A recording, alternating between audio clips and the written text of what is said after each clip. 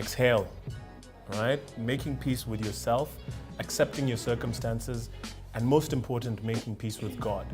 Because He has a plan, right? He has a plan for you. And my guest and now my friend, and I don't know what else we're going to be after this, because you've touched me, and I'm sure you've touched a lot of people with your story thus far, FARAH KHALECK.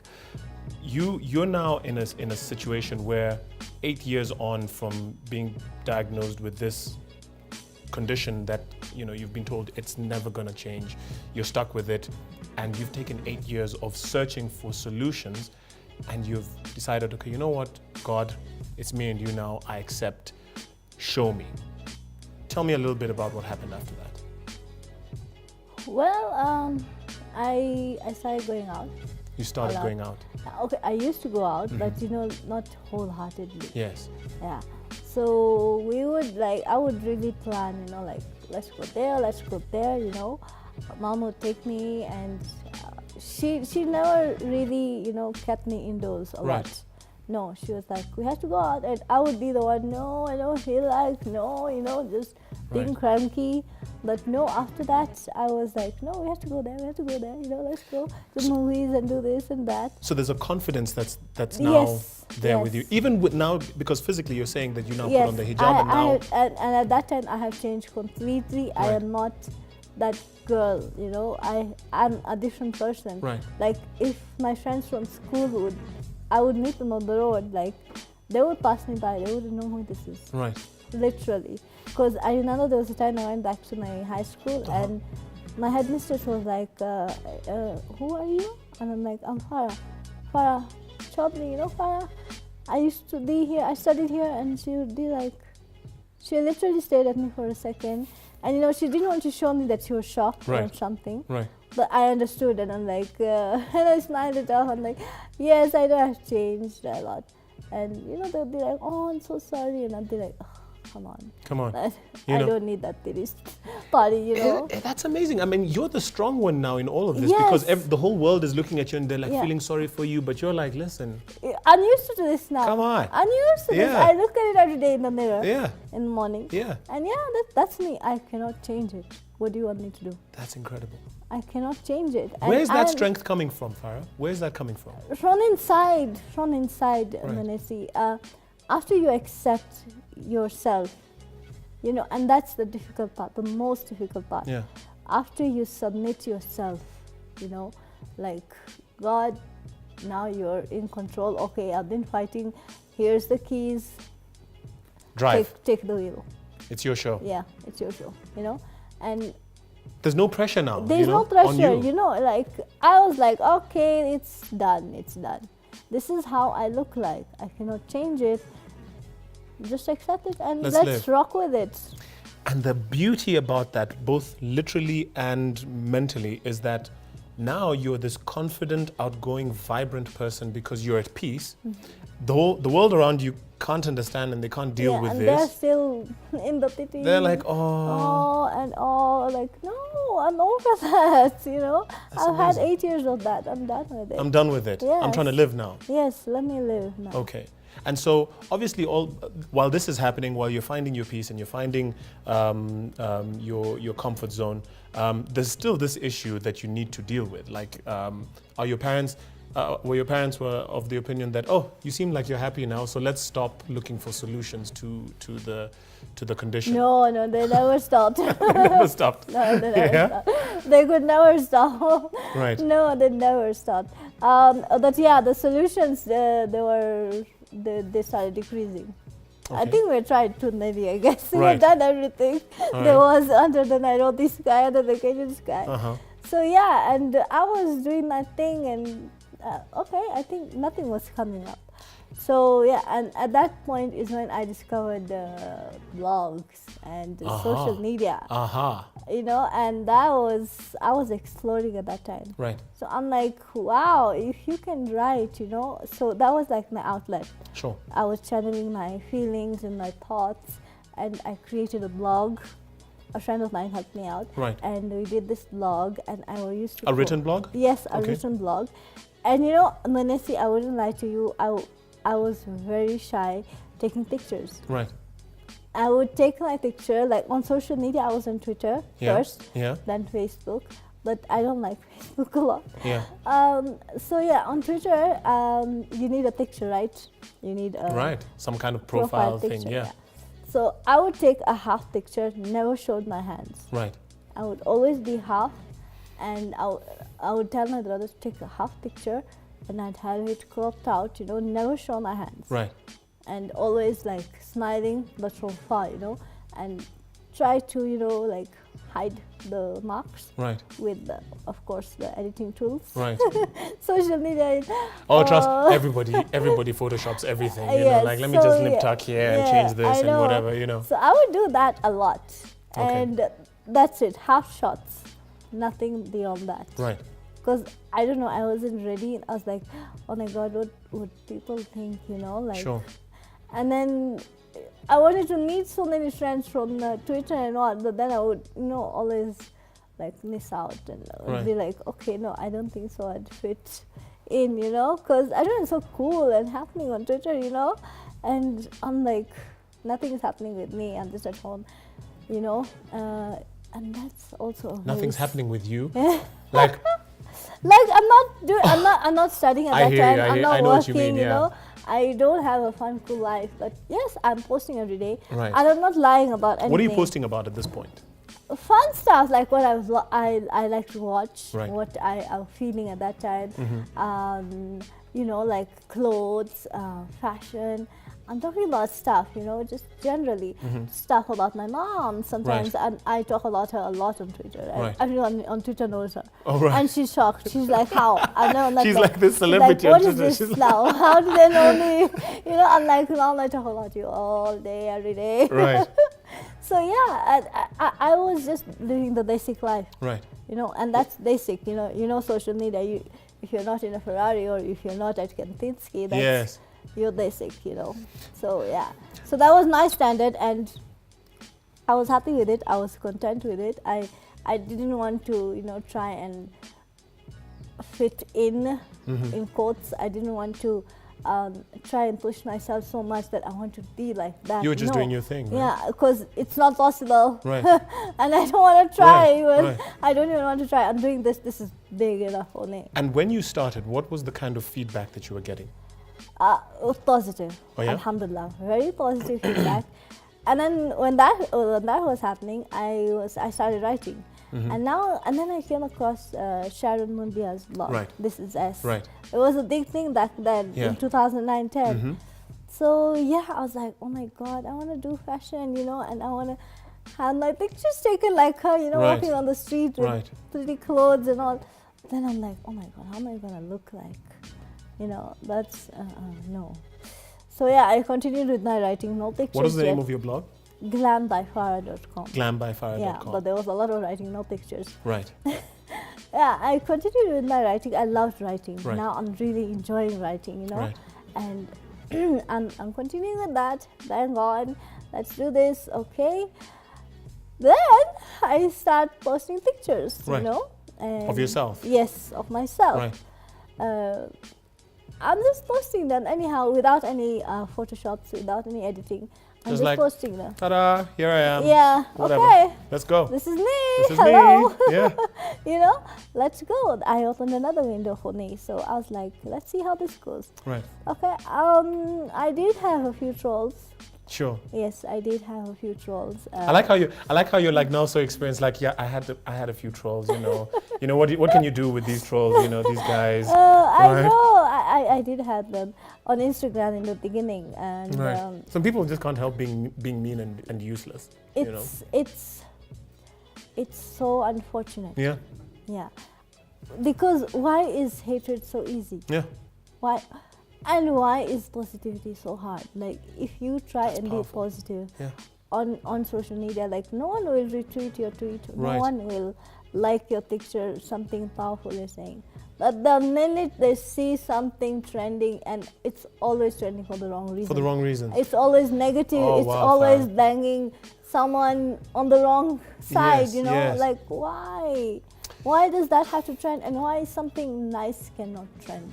You know, I think, you know, we as human beings, and it's something that I really agree with, as you're talking, you know, I'm also trying to like encourage people to be positive and do this and whatever. And people want to go for the scandalous, the crazy, the bad behavior, the bad, you know, the negative, and because they think that sells. But we're human beings. There'll always be a space for positive. Always. Yes. As much as there's a space for negative, there will always be a space for positive. True. Yeah. Very true. And I think you started filling that space. Yes, I'm trying. I'm really trying.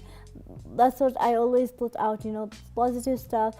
Of course, there are days when I don't feel so positive. Of course. I'm human, and I do wake up on days and I'm like, I don't feel like it today. You know, like I really push myself out of bed. Right. But yes, after that, okay, it's done. Get on with it, you know. Go look for something, you know. There is always something. Like I just in the house, like I got plants now. I look at them, they make me feel good. I tried, mine just died. And then when I got kids, they just popped them and killed them all, you know. I just started, so I'm keeping my fingers crossed. Yeah. So yeah, I mean, look for something. It might be very little, like, you know. Just the small wins, right? Yeah, small steps that you take every day. Like, even just stepping out and breathing in, you know. Like, just calming yourself down. You know, you're talking about things that we take for granted because you're talking about breathing, just going out breathing. And breathing. Taking care of a plant, doing something small. Now, I'm just curious, as you're oozing all of this positivity and you're doing all of this stuff, you've put yourself online, you've started expressing yourself, people can see what you look like. Of course, there are questions. There are people who are asking, hey girl, what's going on with you? How are you able to keep it all together? What's happening? I'm sure there's a curiosity. Besides the trolls, what else was happening on social media at the time with you? Okay, yes, there were questions. I got a few questions like, what is this? What is this? And then I started talking about scleroderma. So I was like, okay, people don't really know about this, you know? So I started talking about it. Right. And I would tweet once so often that, oh, today I can't, I've been away for a few days. My hands were numb, you know, and I couldn't tweet. So anyways, Lovelies, I called my followers Lovelies. Yeah. So yeah, I'm like, anyways, Lovelies, I'm back. So yeah, that was happening. So I started talking about scleroderma. I was like, you know, trying to maybe advocate about awareness about scleroderma. And yeah, and it was a really shocker. Like, it was so weird. Like, wherever I would go, like, it would be like, did you get burnt? Right. Did you get burnt? Right. Or she got burnt. You know, that's the basic. Sure. And amazingly, there are quite a number of people in Kenya that suffer from scleroderma. Right. But mine is different because of this pigmentation. No, the people that I've met, they don't have the pigmentation. They don't have the, oh, okay, it's just the skin hardening. Yeah, it's just the skin hardening, and they're not even disfigured as much as I have. So, I don't know, maybe I'm special, I guess. Right. And now, so you're doing this. You're putting all of this content out there. You're talking about fashion. You're talking about, you know, your journey. You're talking about the condition. People are reacting. People are responding. At what point did you now get to finding some kind of breakthrough? Did any kind of breakthrough happen, or is all of this just? Oh no, there was on Instagram. I would post pictures of me and Najma Ismail from KTN. Najma Ismail from KTN, yes, right? She is my first discoverer. Yeah, she discovered me and she reached out and she's like, "I'd like to interview you. You seem to be a very happy person living with this skin condition." Right. That's what she said. Right. So I'm like, okay, that's new, that's different. Right. And I told my mom, and my mom's like, yeah, okay, let's do this. Why not? Yeah, let's go. Yeah. What's the harm in that, you know? So I was like, okay, we'll just talk about me and everything. And she came on, and I told her it's not a skin condition, it's scleroderma. And she was like, oh, okay. So, oh, all right. So she came home, and we did the interview for all women. It airs on KTN. Right. And basically, she shows women who are empowered in their areas, who do something for themselves, and strong women. Right. So I was like, wow, am I really, you know, strong. I mean, do people really look up to me or something like that? And when I posted the links for the interview, my God, you will not believe the amount of feedback that I got, and I was like, what? I had a Facebook page. Right. I had about 400 likes at that time. It shot up to about 1,000. Wow. And I was like, okay, something is happening this here. This is a thing. Something is happening here. You know, right. like so much positive feedback, Beautiful. alhamdulillah, from Kenyans. And I was Look like, at that. wow. So I'm doing something, you right. know. You're inspiring people, and, yes. and you might say that, you know what, the social media space is about people who are happening. They're in these flashy cars, they're at these nice hotels, exactly. they're doing all of these things, but you don't know how many people are yearning for genuine inspiration, genuine strength. And listening to you and knowing what you've gone through, and I'm sure after they saw your interview on KTN, a lot of those people could identify and be like, that's strength, that's what I want, I like that. Oh, it was a really nice space. And you wouldn't believe what happened. Just before I met Najma, I bumped into Jeff Koinange, right. at Diamond Plaza. Right. And I don't know, Mwenesi, I've been a fan of him. Yes. I still am. I saw him and I'm like, Mom, I held her hand. I'm like, she's like, what happened? I'm like, look. And she's like, okay, you know. So she's the shy kind. Yeah. And of course, I'm also shy. But then I do not know how I left her hand and I walked up to him. Something took over you. The spirit was like, all right. I was like, this is it. This is it. I cannot lose this. Fantastic. Oh my God. Oh Lord, I was so silly. Oh God, I still cringe at times. Like, I was all teeth out. Like, I'm like, he must be thinking some weirdo. What's going on here? Yeah. But he was so kind. And he's such a cool guy. He's so cool. And he also took a picture with me. And I'm like, whoa, life is done. Mom, I made it. I made it. Life is done. I'm done. Shout out to Jeff Koinange. Yes. Yeah. Big fans, both of us. Yeah. Oh my God. So yeah, and then Najma happened. Right. So I was just casually telling, I also met Jeff Koinange, I was like, really? And Jeff at the time was on KTN, right. doing the bench there. Right. So she's like, really? I'm like, yeah, and we took a picture. I showed her the picture, and she also ate that. 2 days later, she calls me and she's like, we have an interview with Jeff. Look at that. I'm like, no, what should I go and talk about? I'm not doing anything. Beautiful. She's like, you just go and be yourself. Beautiful. And I commend her to date. My mom commends her to date. Like, she's been awesome. She's beautiful. I know her as well. She's really awesome. An incredible person. So yeah, and then I went for the interview, and oh God, no, it was the best day of my life. Well done. Seriously. Well done. It was the best moment.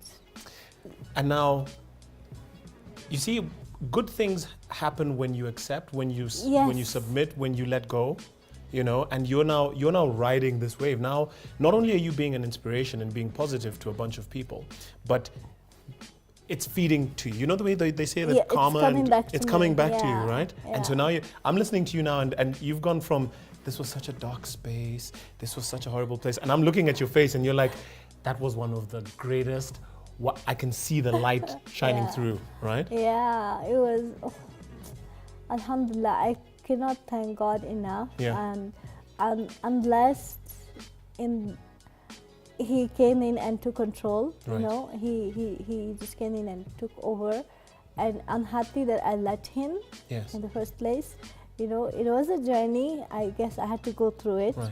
And you learn. That's how you learn. And once you learn and really try and execute that, that's your win. Not reaching anywhere, but just executing it. That is your win. I like that. Yeah. I like that. And we'll take a break, and then when we come back for our final portion, there's some new stuff that you're doing now. Yes. You have big plans. You've got an agenda, you've got a program, a project, So we'll talk about that when we come back on my interview with FARAH.